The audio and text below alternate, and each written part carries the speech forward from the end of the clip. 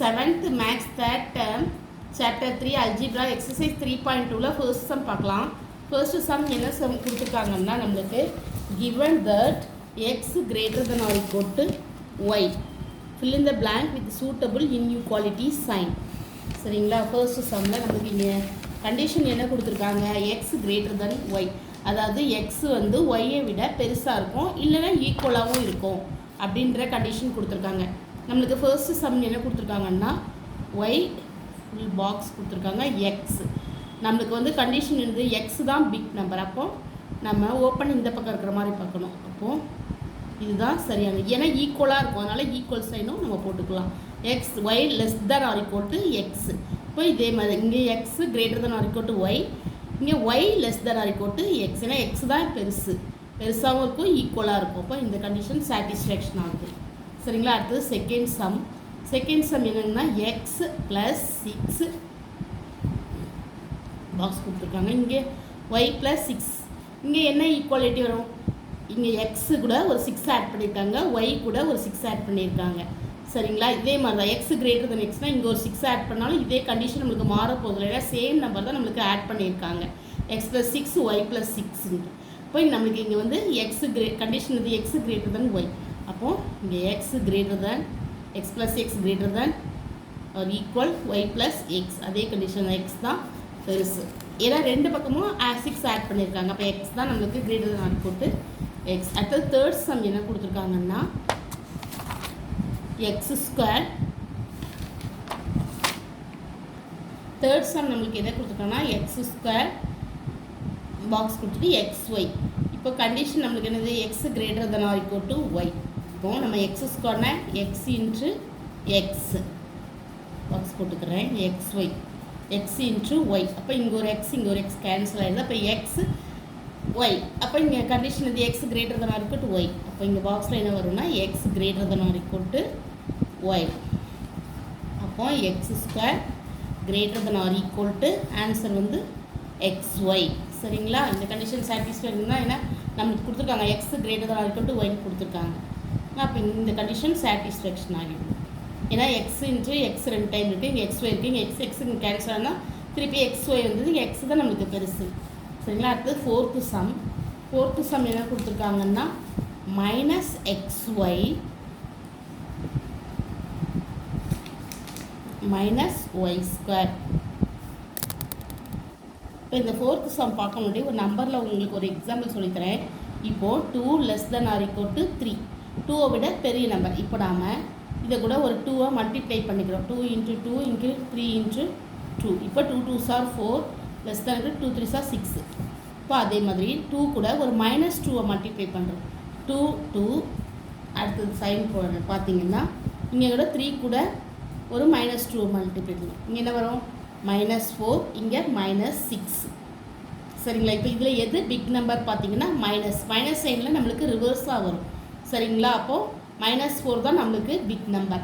இப்போ நம்ம அதை மாடல் யூஸ் பண்ணி இப்போ நம்ம இந்த சம் செய்ய போகிறோம். இப்போ மைனஸ் எக்ஸ் ஒய் பாக்ஸ் போட்டிங்கன்னா minus y into minus y. சரிங்களா? இப்போ மைனஸ் ஒய் இன்ட்டு மைனஸ். இப்போ இந்த ஒய்யும் ஒய்யும் நம்மளுக்கு கேன்சல் ஆகிடும், மைனஸ் எக்ஸ் மைனஸ் ஒய். மைனஸில் ரிவர்ஸில் சைன் வந்தால் நம்மளுக்கு கண்டிஷன் வந்து X greater than R equal to Y, மைனஸ்லும் போது நம்மளுக்கு மாற்றி வரும். இப்போ மைனஸ் எக்ஸ் லெஸ் தான் ஆர் ஈக்குவல் டு ஒய். இங்கே வந்து நம்மளுக்கு மைனஸ் சைனில் ரிவர்ஸில் வரும். சரிங்களா?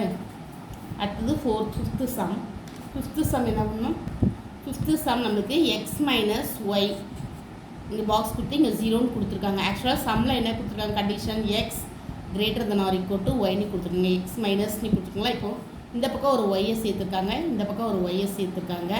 அப்போது இங்கே வந்து எக்ஸ் மைனஸ் ஒய்னா இங்கே வந்து 0 ஆகிடுது. அப்போது இந்த கண்டிஷன் நம்மளுக்கு என்ன கொடுத்துருக்காங்க, greater than or equal to X. அப்போ நம்மளுக்கு X minus Y greater than or equal to 0. இதுதான் சரியான answer, X minus Y greater than or equal to 0. இதுதான் ஆன்சர். அடுத்தது say true or false. First question என்னதுன்னா linear inequation has almost one equation. இந்த statement வந்து false, ஏன்னா book page number 63ல் சொல்லியிருக்காங்க பாருங்கள்.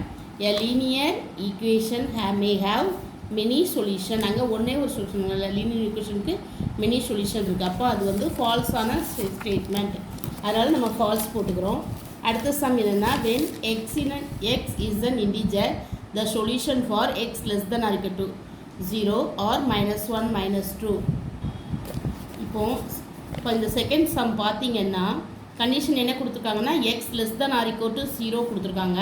ஆனால் இங்கே -1 -2ன்னு கொடுத்துருக்காங்க. அப்போ இது வந்து நம்மளுக்கு ஃபால்ஸ் ஸ்டேட்மெண்ட். ஏன்னா X less than or equal to 0னா எக்ஸை விட சின்ன நம்பர்லாம் X less than or equal to -1 -2 கொடுத்துருக்காங்க.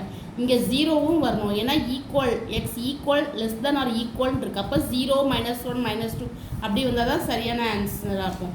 இங்கே வெறும் -1 -2 அந்த மாதிரி கொடுத்துருக்காங்க. அப்போனா இது வந்து நம்மளுக்கு ஃபால்ஸ் ஸ்டேட்மெண்ட்.